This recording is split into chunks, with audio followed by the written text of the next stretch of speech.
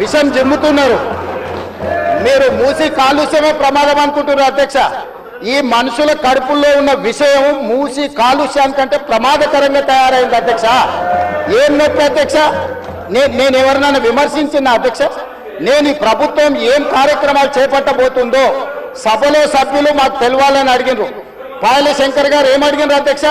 మేము సభ్యులము, ప్రభుత్వం ఏం చేస్తుందో మాకు వివరించండి, మేము కూడా మా చేతనైన సాయం చేస్తామని మాట్లాడింది అధ్యక్ష. నేను వివరాలు చెప్పే ప్రయత్నం చేస్తే విషయం ఎందుకు కక్కుతున్నారు అధ్యక్ష? ఈ రోజు క్వశ్చన్ అవర్లో సప్లిమెంటరీ క్వశ్చన్స్ 2 ఉంటాయి. 10 క్వశ్చన్స్ ఉండవు, 10 మందికి ఇయ్యరు. స్పీకర్ గారు అలౌ చేశారు, స్పీకర్ గారు నాకు అనుమతించారు వివరించమని. స్పీకర్ గారి అధ్యక్ష వాళ్ళ ప్రాధాన్యత ఏందో మీకు అర్థమైంది కదా అధ్యక్ష. ఈ చర్చ జరగవద్దు, ఈ నిజాలు ప్రజలకు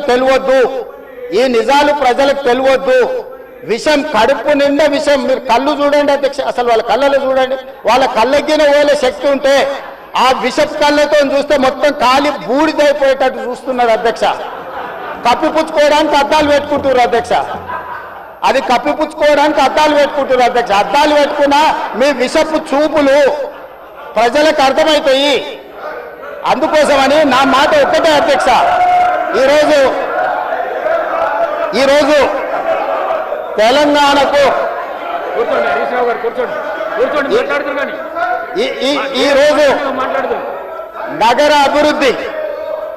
ఈరోజు నగర అభివృద్ధి చేయడం మా బాధ్యత. ఈరోజు ఇన్ని మాటలు మాట్లాడుతున్నారు కదా అధ్యక్ష. ఆనాడు కాంగ్రెస్ గెలిచిన ఎమ్మెల్యేని తీసుకొని మూసీ రివర్ డెవలప్మెంట్ కార్పొరేషన్ కు చైర్మన్ చేసింది ఎవరు అధ్యక్ష? ఎవరు? ఈ రోజు వివరాలు చెప్తుంటే ఆ నొప్పేందుకు అధ్యక్ష? ఆ నొప్పేందుకు? మీరు అనుమతి ఇచ్చిన తర్వాత వాళ్ళెవరు అధ్యక్ష ప్రశ్నించనికే? వాళ్ళెవరు సభ్యులు? ఈ రోజు అక్బరుద్దీన్ ఓవైసీ గారు, పాయల శంకర్ గారు, లేకపోతే కాలేరు వెంకటేష్ గారు. ఆ కాలేరు వెంకటేష్ గారినైనా చూసి నేర్చుకోండి, కనీసం ఒక అవగాహన వస్తుంది. స్పష్టంగా నేను అంబర్పేట పోయినప్పుడు చెప్పిండు, 100% అంబర్పేట శాసనసభ నియోజకవర్గంలో మేము మూసీ నది ప్రక్షాళనకు సహకరిస్తాము. మా పేదలకు అందరికీ మంచి ఇండ్లు కట్టించండి, మా ప్రభుత్వ కార్యాలయాలు కట్టించండి, మా ప్రాంతాన్ని అభివృద్ధి చేయండి.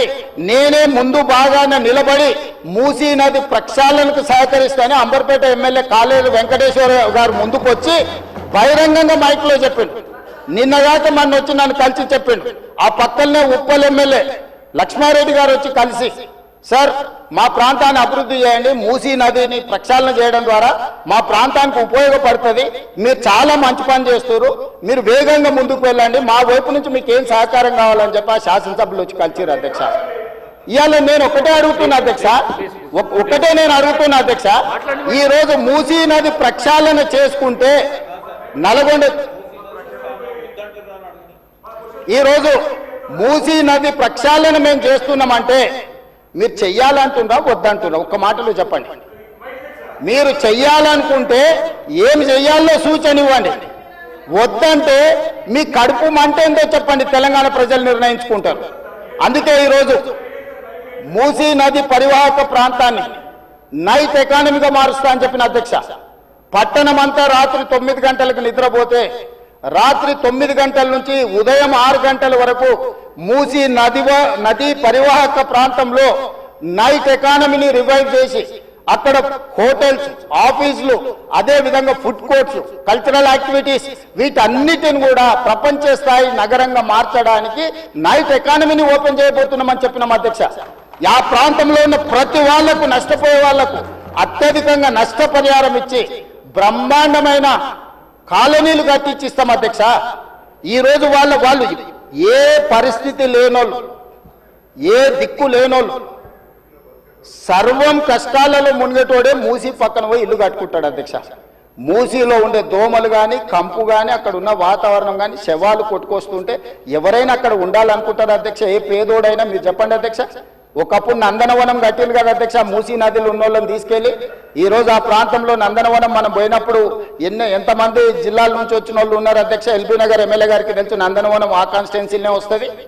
ఈరోజు మూసీ నది పరివాహక ప్రాంతంలో ఉన్న పేదలకు మంచి వసతులు కల్పించి వాళ్ళ పిల్లలు చదువుకోవడానికి మంచి పాఠశాలలు ఇచ్చి వాళ్ళకు ఉద్యోగ ఉపాధి అవకాశాలు కల్పిస్తామని మేమంటే లేదు, అది అట్లనే ఉండాలి, తరలించడానికి వీల్లేదు, కట్టడానికి వీల్లేదు, మేము అడ్డం పండుకుంటాం, మేము నిలువు పండుకుంటామన్నారు. మరి మన వర్షాలు వచ్చినప్పుడు పోయి పండుకునేది ఉండే అధ్యక్ష, పోలేదు. ఏమి లేనప్పుడు పోయి ఆ పక్కన ఉన్న కాలనీలలో పండుకొని వచ్చారు అధ్యక్ష. ఇప్పుడు ఉండమని ఉంది అధ్యక్ష నెల రోజులు. ఇప్పుడు వద్దంటున్న వాళ్ళు ఉన్నారు కదా, నెల రోజులు మూసీ నది పక్కన ఉండమని చెప్పుండ్రు అధ్యక్ష. అంబర్పేట శ్మశాన వాటిక ఉంది కదా అధ్యక్ష, ఆ శ్మశాన వాటిక దగ్గర ఉన్న శవాలు, కులిపోయిన శవాలు, కాలిపోయిన సగం కాలిన శవాలు ఉన్నాయి కదా అధ్యక్ష, వీళ్ళందరూ అక్కడ ఉండమని ఉండి చూడమని ఉండి. ఏ దుర్భరమైన పరిస్థితి ఉందో అర్థమవుతుంది, ఏ దుర్భరమైన పరిస్థితుల్లో ప్రజలు ఉన్నారో అర్థమవుతుంది. అందుకే ఈరోజు ప్రపంచ స్థాయి సంస్థలను కన్సల్టెంట్ గా పెట్టుకున్నాము. ఫస్ట్ ఫేజ్ ఒక కొలిక్కి వచ్చింది, మిగతాది కూడా విడతల వారిగా ప్రాజెక్టు రిపోర్టు జరుగుతుంది.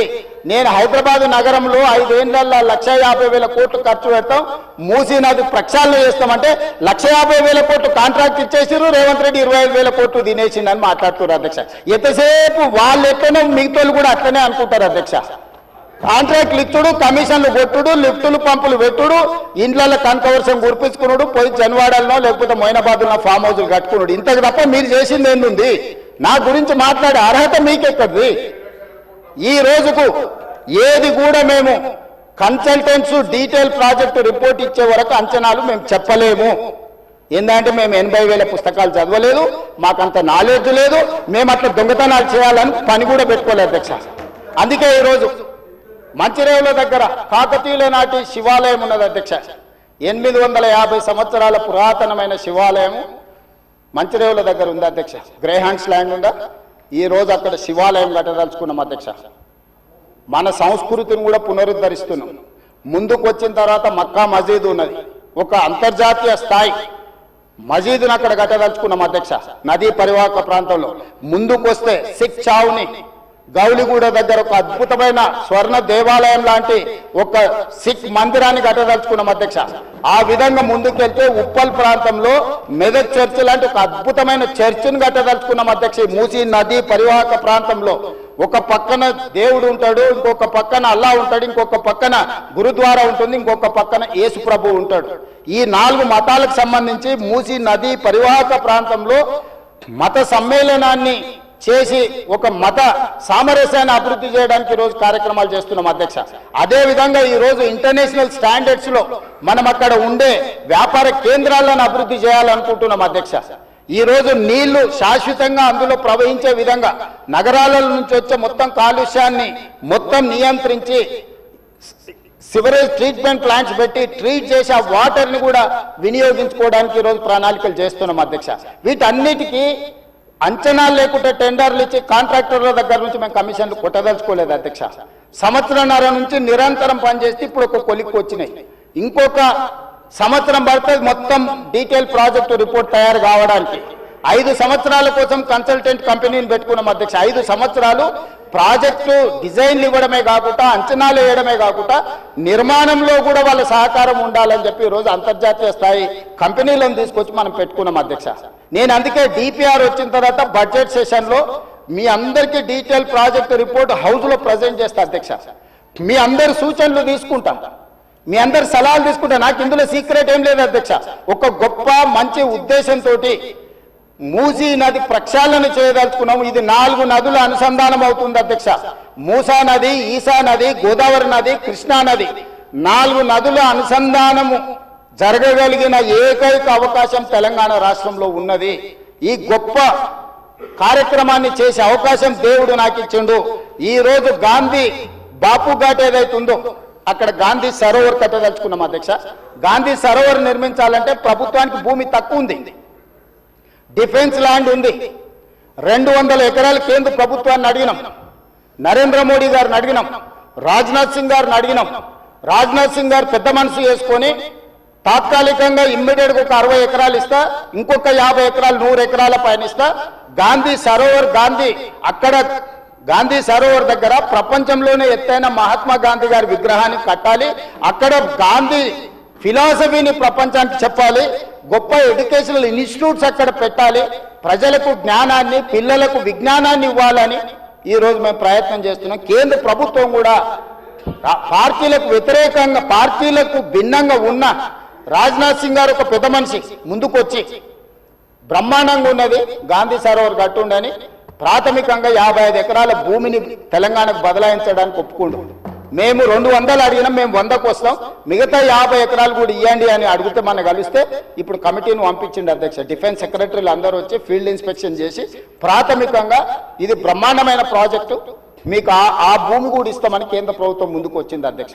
మేము కేంద్ర ప్రభుత్వంతో సయోధ్య పెట్టుకుంటున్నది మీలాగా కేసుల నుంచి తప్పించుకోనికే కాదు అధ్యక్ష, తెలంగాణ రాష్ట్రాన్ని అభివృద్ధి చేయడం కోసం కేంద్ర ప్రభుత్వంతో ఈరోజు మేము చేస్తుంటే ఈరోజు మనోళ్ళు దానికి రకరకాల ఆలోచనలు జోడించి ఏది దోస్తే అది మాట్లాడుతున్నారు అధ్యక్ష. అందుకే దయచేసి సభ్యులకు ఏం అనుమానాలు ఉన్నా నాకేం అభ్యంతరం లేదు.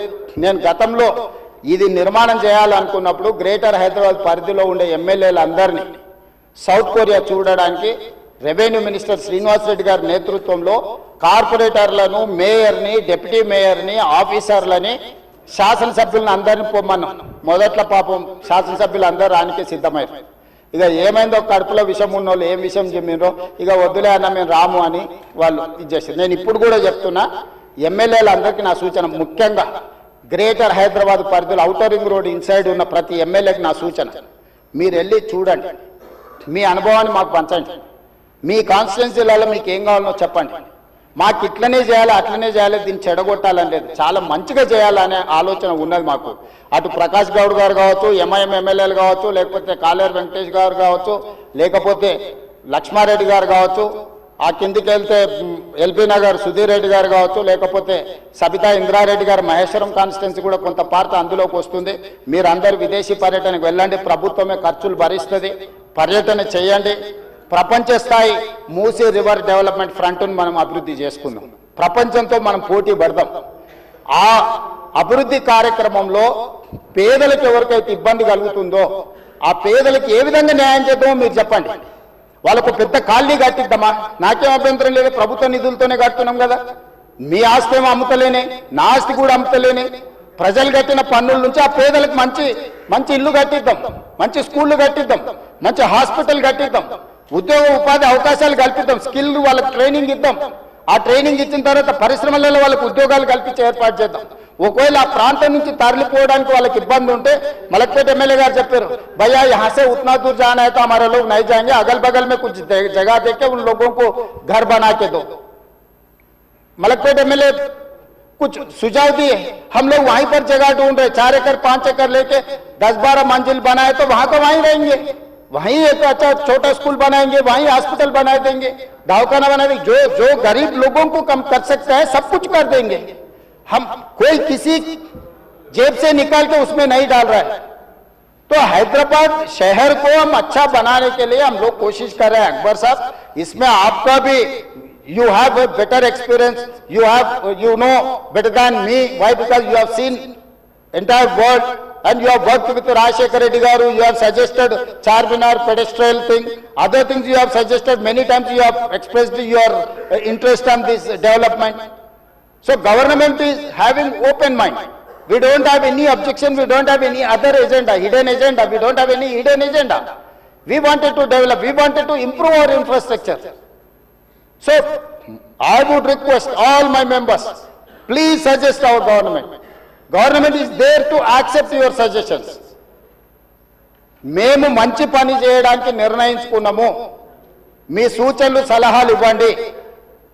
డిపిఆర్ రెడీ అయిన తర్వాత ముఖ్యమంత్రి కార్యాలయంలోనే అందరు ఎమ్మెల్యేలను పిలిచి, ఫ్లోర్ లీడర్లను పిలిచి పవర్ పాయింట్ ప్రజెంటేషన్ పెడతాను, మీరు చూడండి, మీరు సూచన ఇవ్వండి. మన నగరాన్ని మనమే అభివృద్ధి చేసుకోవాలి. గాంధీ సరోవర్లో ప్రపంచంలో ఎత్తైన మహాత్మా గాంధీ విగ్రహాన్ని పెట్టుకొని మహాత్మా గాంధీ గారు ఇచ్చిన స్ఫూర్తి, శాంతి ద్వారానే యుద్ధాన్ని గెలవచ్చు, శాంతి ద్వారానే యుద్ధాన్ని గెలవచ్చు, స్వతంత్రం తెచ్చుకోవచ్చు అని ప్రపంచానికి నేర్పిన గొప్ప పోరాట యోధుడు మహాత్మా గాంధీ గారు. వారి స్ఫూర్తితోనే ఈరోజు మనం గాంధీ సరోవర్ నిర్మించుకుంటున్నాము.